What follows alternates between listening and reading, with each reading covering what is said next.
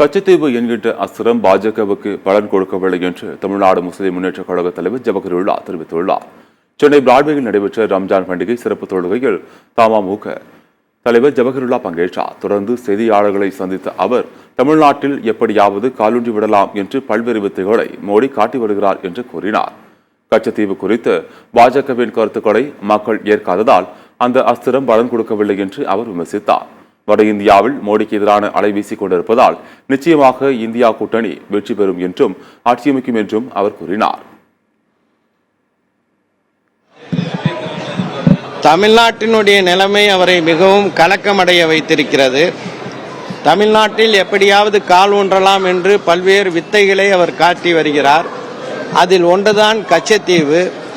கச்சத்தீவு என்ற அஸ்திரம் பாஜகவுக்கு பலன் கொடுக்கவில்லை. பாஜகவும் மோடியும் கச்சத்தீவை பற்றி சொல்லக்கூடிய கருத்துக்களை மக்கள் ஏற்கவில்லை.